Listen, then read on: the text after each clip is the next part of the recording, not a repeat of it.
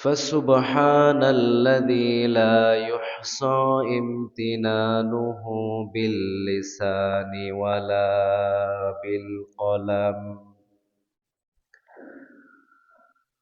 أشهد أن لا إله إلا الله وحده لا شريك له،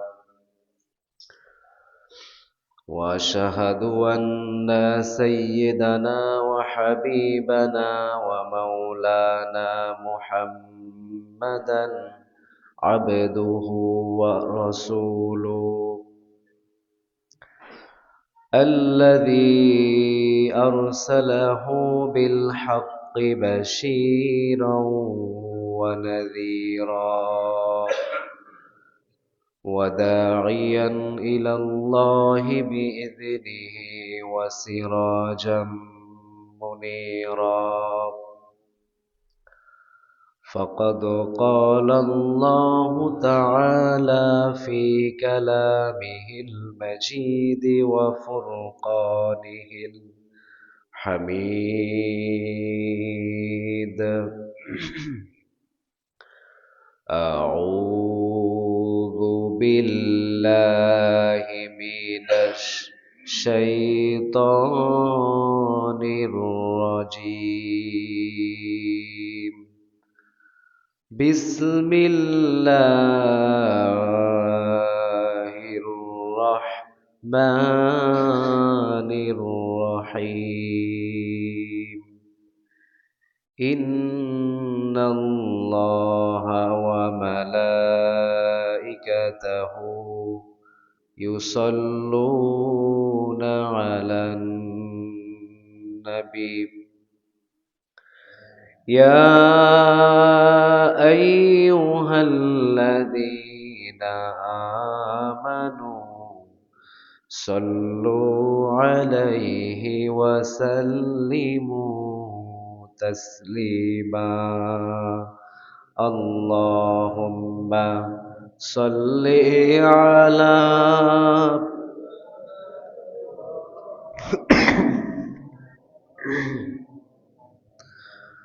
وعلى آل سيدنا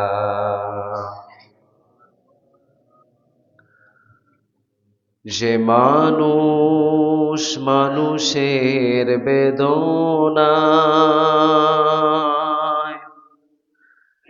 কেঁদেছিলেন আজীবন মদিনায়,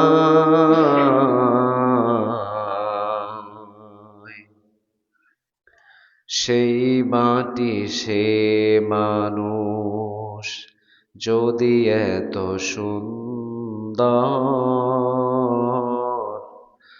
না জানি তাহলে তুমি কত সুন্দর, কত সুন্দর। আল্লাহুম্মা সাল্লি আলা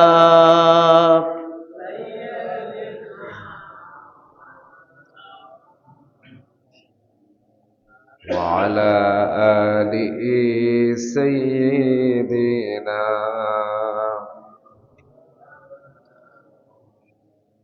بلغ العلا بكماله كشف الدجى بجماله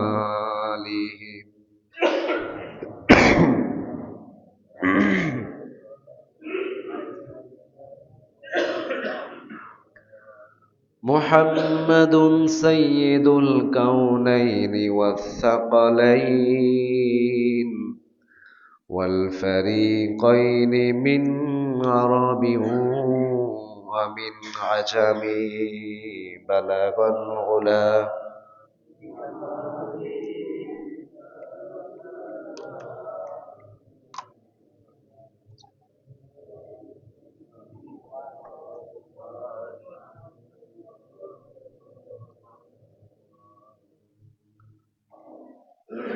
পবিত্র আজকের জুমাতে উপস্থিত সম্মানিত মুসল্লিয়ানে কেরাম, পর্দানিশীন সম্মানিতা শ্রদ্ধেয়া মায়েরা এবং বোনেরা, সর্বপ্রথম শুকরিয়া জ্ঞাপন করছি সে মহান আল্লাহ সুবহানাহু ওয়া তাআলার বিশাল দরবারে, যে আল্লাহ তাআলা আমাদেরকে সুস্থ রেখে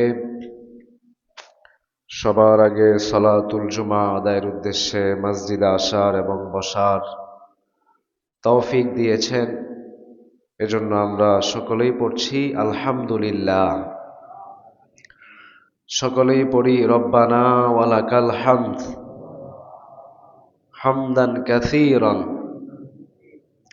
তাইয়িবান মুবারাকান ফীহি ইয়া রব্বি লাকাল হামদু কামা ইয়ানবাগি লিজালালি ওয়াজহিক ওয়া আযীমি সুলতানিক। আমরা আল্লাহ তাআলার শুকরিয়া আদায় করলাম, পাশাপাশি লক্ষ কোটি দরুদ এবং সালাম পেশ করছি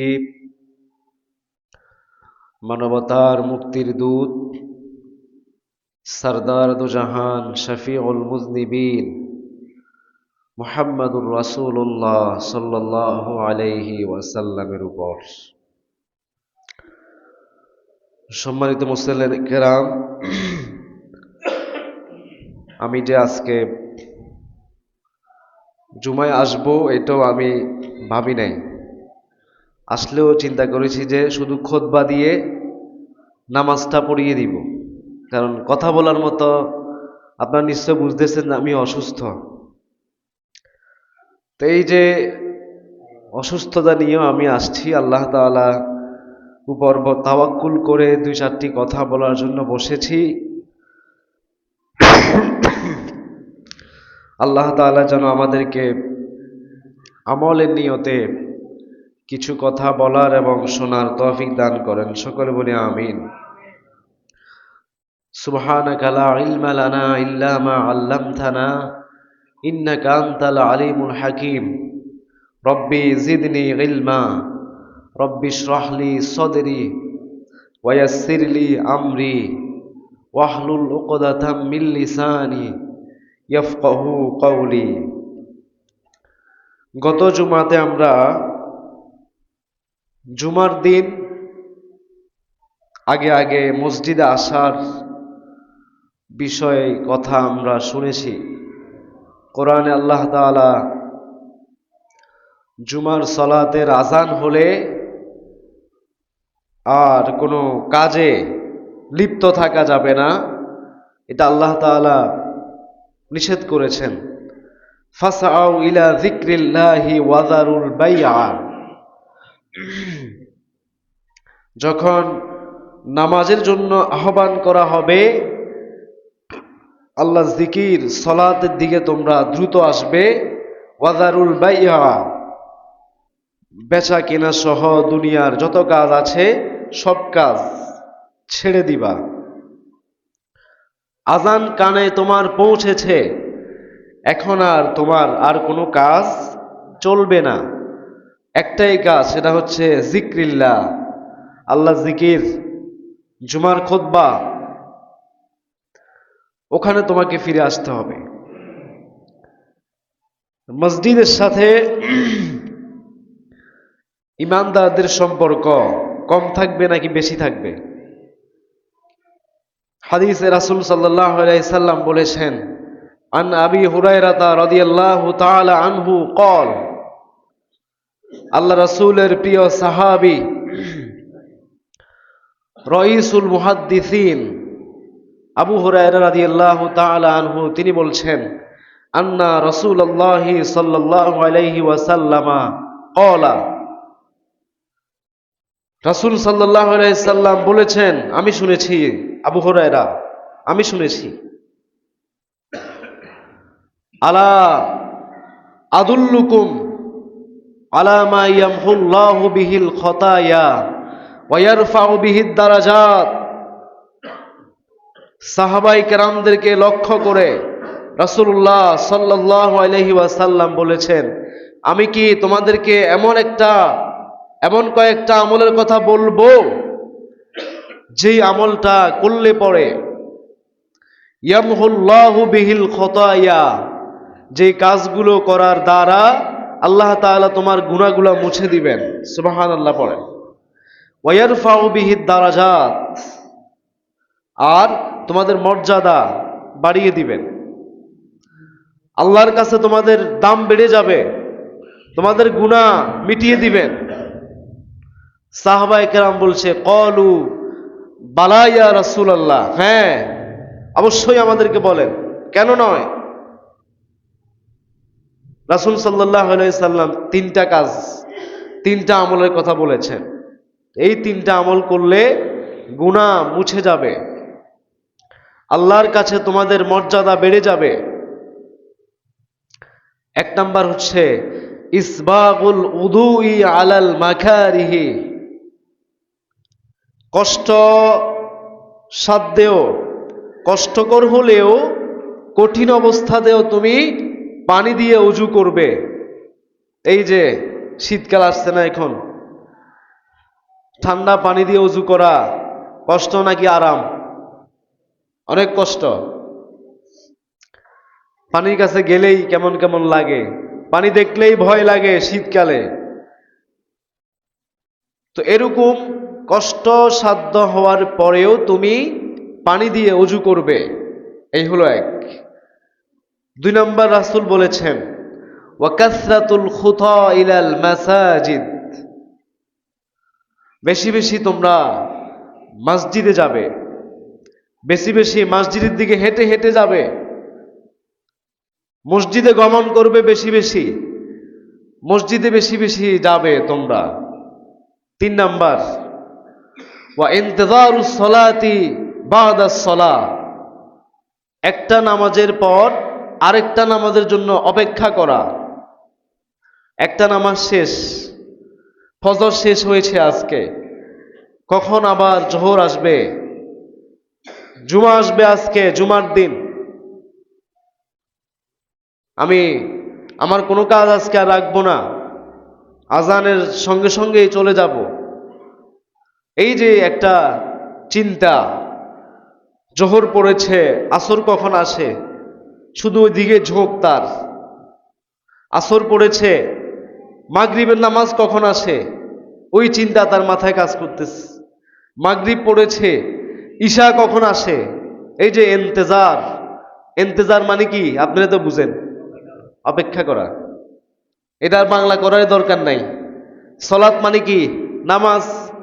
ইন্তেজারুস সালাহ, নামাজের অপেক্ষা করা। এবারে আপনারা বলেন তো দেখি, আমি যে তিনটা কথা বললাম, এই তিনটা কি আমাদের জন্য কঠিন? চেষ্টা করলে পারা যাবে কিনা? ওযু করা, এটা তো সবাই করেন। দুই নম্বর হচ্ছে বেশি বেশি মসজিদে আসা।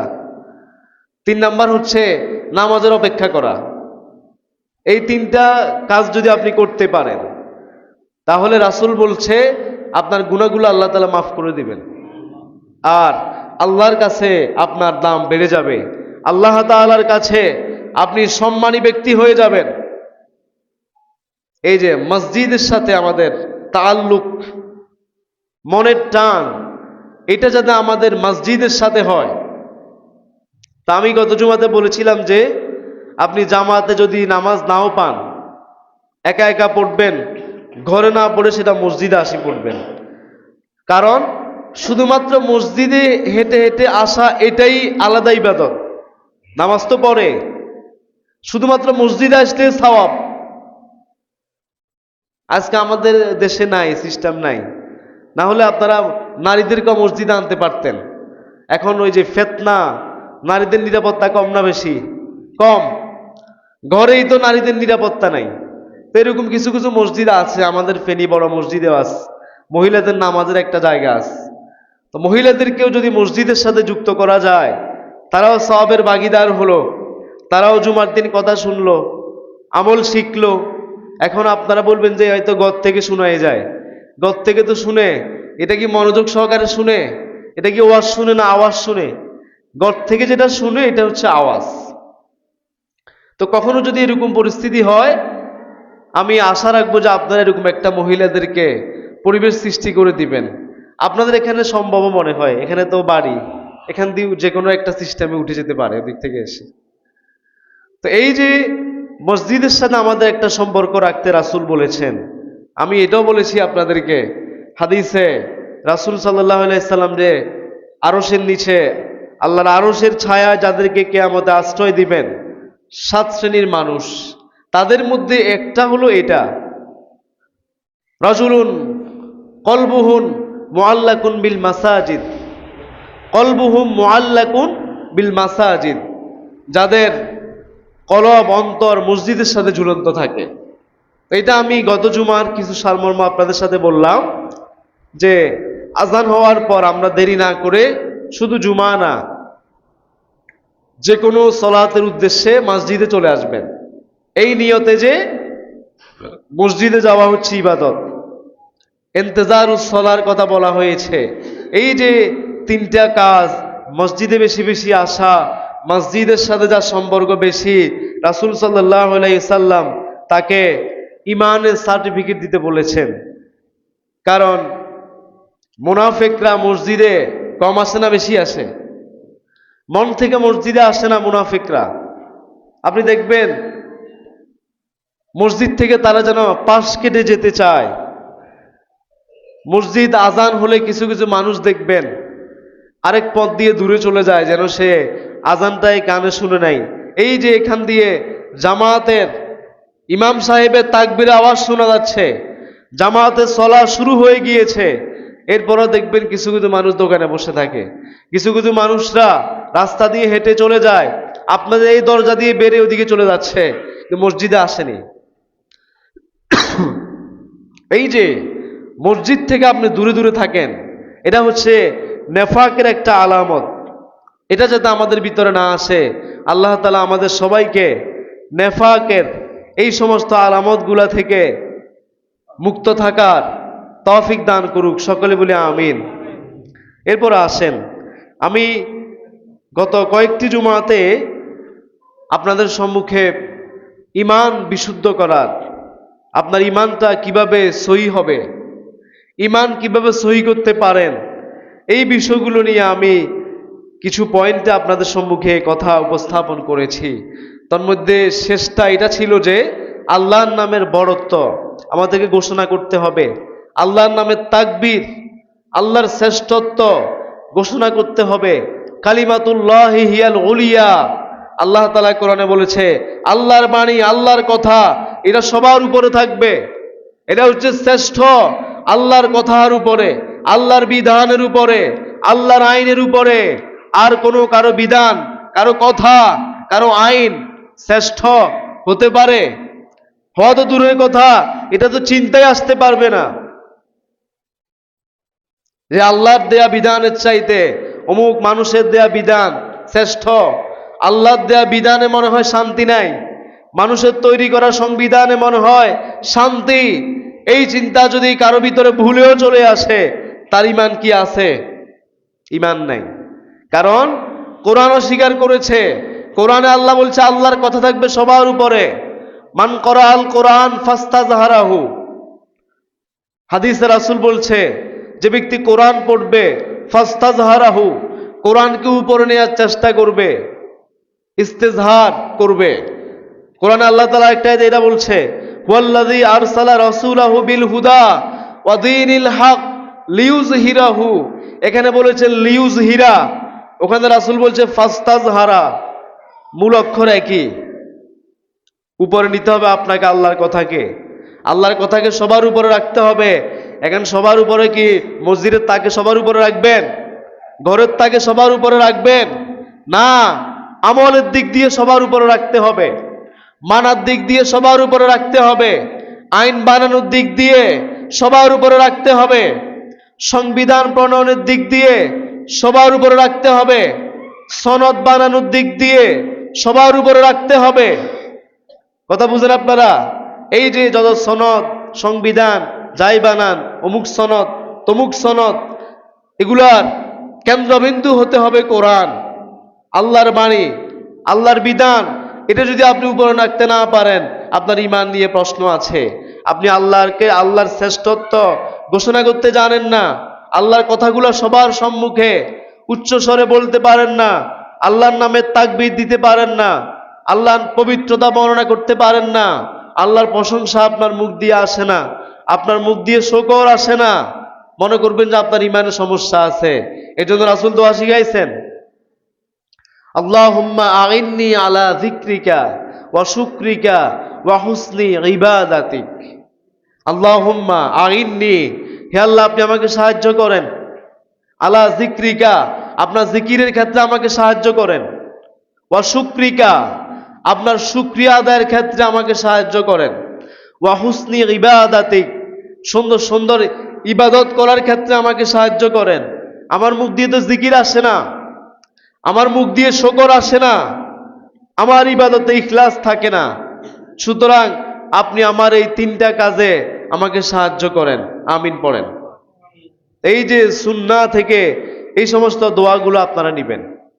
এরপরে যে কাজটা আমরা করব ঈমান বিশুদ্ধ করার জন্য, দ্বীনি হালাকা, দ্বীনি মাজলিস, যেখানে আল্লাহর কোরআনের কথা হয়, যেখানে আল্লাহর জিকির হয়, যেখানে হাদিসে আলোচনা করা হয়, ওরকম পরিস্থিতি সৃষ্টি করবেন।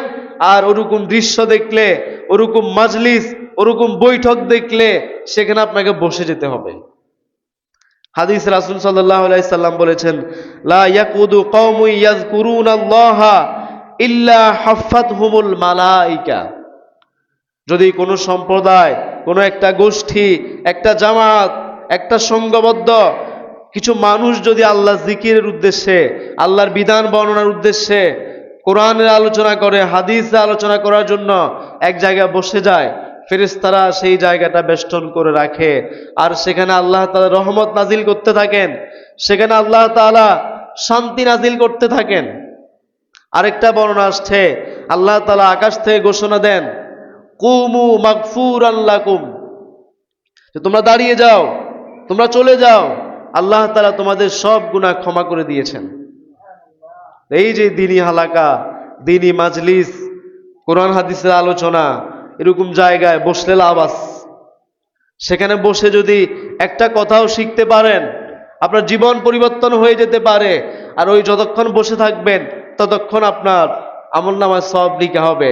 আজকে এখানে যদি এখন ওয়াজ মাহফিল হয়, দেখবেন যে বেশিরভাগ মানুষ রাস্তা হাঁটাহাঁটি করে, দূর এটা তো এমনি শুনতেছি, এত ওয়াজ শুনি কি লাভ। ওয়াজ থেকে দেখবেন ওয়াজের চাইতে মেলায় মানুষ বেশি, ওয়াজের চাইতে দোকান কম না বেশি হয়? মেলায় মানুষ চলে যায়, দোকান বসে, সেখানে এগুলো নিয়ে ব্যস্ত থাকে। ওই যে এখানে যে কোরআন হাদিসে আলোচনা হয়, ওখানে আমাদের চিন্তা ভাবনা নাই, দূর ওয়াজটা কি করবি, বাইরে বসে বসে শুন। তো এই যে শয়তানি কিছু চিন্তা ভাবনা আমাদের ভিতরে চলে আসে, এই কাজটা আপনি করবেন না। এরপরে আমরা যে কাজটা করব, নেক কাজের জন্য আমরা অগ্রগামী হব, অধিক পরিমাণে নেক কাজ করার চেষ্টা করব। নেকের কথা শুনলে সেখানে আপনাকে ঝাঁপিয়ে পড়তে হবে। এখন আপনি নেকের কথা শুনছেন, আমলের কথা শুনছেন, হাদিসে রাসূল কিছু শিখাইছেন, এই যে কিছু হাদিস বললাম না আপনাদের সামনে, কয়েকটা আমল বলে ফেলছি। এই যে এগুলো শুনে আপনার মন কতটুকু ওইদিকে ধাবিত হয়েছে আপনি নিজেকে প্রশ্ন করেন। যদি ওইদিকে ধাবিত হয়, না এটা তো করা দরকার আমার, তখন বুঝবেন যে আপনার ঈমান ঠিক আছে। আর যদি না, দূর হুজুরে কি বলে, এখান দিয়ে ঢুকে ওখান দিয়ে বের হয়, আসছি 2 রাকাত নামাজ পড়ে চলে যাব, এই যদি চিন্তা থাকে, বুঝবেন যে আপনার ঈমানের সমস্যা আছে। কোরআনে আল্লাহ তাআলা একাধিক আয়াতে বলেছেন, নেক কাজে তোমাদের প্রতিযোগিতা করা দরকার। সারিউ ইলা মাগফিরাতিম মির রাব্বিকুম ওয়া জান্নাতিন আরদুহাস সামাওয়াতি ওয়াল আরদ উইদ্দাত লিল মুত্তাকিন। কোরআনে আল্লাহ তাআলা বলেছেন, সারিউ ইলা মাগফিরাতিম মির রাব্বিকুম, তোমরা ছুটে যাও, দৌড়ে যাও, প্রতিযোগিতা করো, প্রতিযোগিতায় লেগে যাও। ইলা মাগফিরাতিন, আল্লাহর ক্ষমার দিকে তোমরা দৌড়ে যাও, আল্লাহর কাছে ইস্তিগফার করো, আল্লাহর কাছে ক্ষমা চাও। ওয়া জান্নাতিন, এবং জান্নাতের দিকে দৌড়াও, যে জান্নাতের আরদুহাস সামাওয়াতু ওয়াল আরদ, যে জান্নাতের প্রশস্ততা হচ্ছে আকাশ জমিন পরিমাণ। সুবহানাল্লাহ পড়েন। আকাশ জমিন পুরোটা জোড়া দিলে যা হবে, এতটুকু হচ্ছে জান্নাতের প্রস্থ। দৈর্ঘ্য কত বড় আপনি চিন্তা করেন। তা এই যে ওই জান্নাতের দিকে দৌড়াও, ক্ষমার দিকে দৌড়াও। আমরা আজকে কোন দিকে দৌড়াই? টাকার দিকে দৌড়াই, ক্ষমতার দিকে দৌড়াই, প্রভাবের দিকে দৌড়াই, প্রতিপত্তির দিকে দৌড়াই, মানুষ হত্যার দিকে দৌড়াই, দুনিয়া উপার্জনের দিকে দৌড়াই, দুনিয়ার চাকচিক্যের দিকে দৌড়াই। আল্লাহ দৌড়াইতে বলছে কোন দিকে? ইলা মাগফিরা, ক্ষমার দিকে দৌড়াও, জান্নাতের দিকে দৌড়াও, তার মানে আমলের দিকে দৌড়াও। আরেকটা আয়াতে আল্লাহ তাআলা বলেছেন সাবিকু ইলা মাগফিরাতিম মির রাব্বিকুম, একই কথা এখানেও বলেছেন, তোমরা আল্লাহ তাআলার ক্ষমার দিকে তোমরা দৌড়াও। আরেকটা আয়াতে আল্লাহ তাআলা বলেছেন, প্রতিযোগিতার কথা বলেছেন। আমাদের দেশে আছে কম্পিটিশন হয়, প্রতিযোগিতা হয়, এই প্রতিযোগিতায় সবাই চিন্তা করে আমি ফার্স্ট হব, আমি সেকেন্ড হব, আমি থার্ড হব। এখন আল্লাহ কোন বিষয়ের প্রতিযোগিতা করতে বলেছেন? আল্লাহ তাআলা বলেছেন ওয়াফি যালিকা ফালইয়াতানাফাসিল মুতানাফিসুন। জান্নাতের কথা বলে আল্লাহ তাআলা বলেছেন ফালইয়াতানাফাসিল মুতানাফিসুন। এই যে জান্নাতের কথা বলছি, সুতরাং তোমাদের ভিতরে যে বুদ্ধিমান সে যেন এই জান্নাতের প্রতিযোগিতা করে। এই প্রতিযোগিতা আমরা কেন নামি না যে ওর আগে আমি জান্নাতে যাব, অমুক ব্যক্তির চাইতে আমি বেশি নেক কাজ করব, অমুক ব্যক্তির চাইতে আমি বেশি ভালো কাজ করব, অমুক ব্যক্তি 1 টাকা দিলে আমি 2 টাকা দিব, আরেকজন 2 রাকাত পড়লে আমি 4 রাকাত পড়ব, আরেকজন অমুক কাজ করলে 1টা রোজা রাখলে আমি 2টা রোজা রাখবো। এই যে এরকম চিন্তা ভাবনা আমাদের ভিতরে কেন আসে না? আরেকজন মানুষকে উপকার করতে পারলে আমি এর চাইতে বেশি উপকার করার চেষ্টা করব। এটা হচ্ছে ওয়াফি যালিকা ফালইয়াতানাফাসিল মুতানাফিসুন, নেক কাজের প্রতিযোগিতা। নেক কাজের দিকে অগ্রগামী হতে বলেছেন, প্রতিযোগিতায় লাগতে বলেছেন। এবার আপনি আপনাকে প্রশ্ন করেন, আমি আমাকে প্রশ্ন করি, আমি কি সেই নেক কাজের প্রতিযোগিতায় আছি? আমি নিজেই তো দুনিয়ার প্রতিযোগিতায় আছি, নেক কাজের প্রতিযোগিতা নাই তো আমরা। ওই কাজটা আমাকে আগে করা দরকার, মসজিদে আমাকে আগে আসা দরকার। নেক কাজের প্রতিযোগিতায় যদি থাকতো আপনারা আজানের সঙ্গে সঙ্গে মসজিদে চলে আসতেন। এখনো দেখবেন ইকামত দিলে কিছু কিছু মানুষ আসবে, ওই যে ইকামত দিলে গেলেই তো হয়।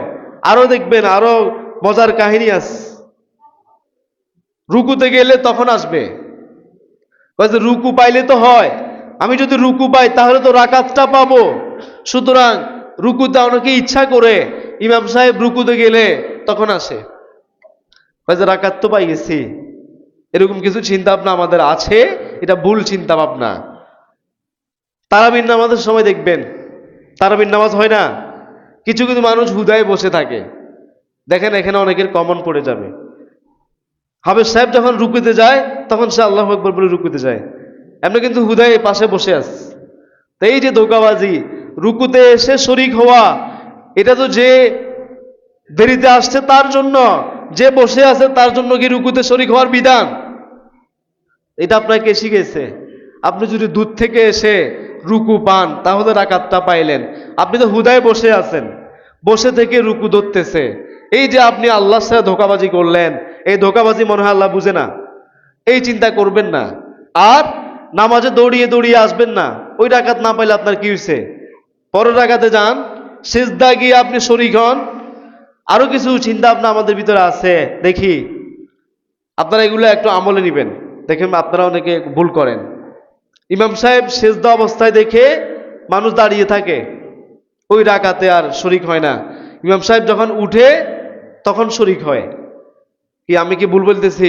আপনার মনে হয় দেখেন নাই, সিজদায় গেছে ইমাম সাহেব, আমি এখন ওই রাকাত ধরতেছি না, আমি বা ইমাম সাহেবকে ওই অবস্থা আমি ধরি নাই। এটা আমাদের একটা ভুল। আপনি ইমামকে যে অবস্থায় পান ওই অবস্থায় জামাতে শরিক হবেন। ইমাম সাহেব যে উঠে দাঁড়াবে, যদি ইমাম সাহেব না দাঁড়ায় আপনি কি করবেন? এটা একটা ভুল ধারণা। ইমামকে সিজদায় পাইছেন, আল্লাহু আকবার বলে হাত বেঁধে সিজদায় যাবেন। অনেকে আল্লাহু আকবার বলে হাত বেঁধে বাঁধে না, আল্লাহু আকবার বলে সোজাই চলে যায়। তাহলে আপনার তাকবীরে তাহরিমা কই? তাকবীরে তাহরিমা ছাড়া নামাজ হয়? এটা তো ফরজ। তাকবীরে তাহরিমা যদি না দেন নামাজ হবে না। অনেকে কিছুই বলে না, এমনি করে হুদাই সিজদায় চলে গেছে, রুকুতে চলে গেছে।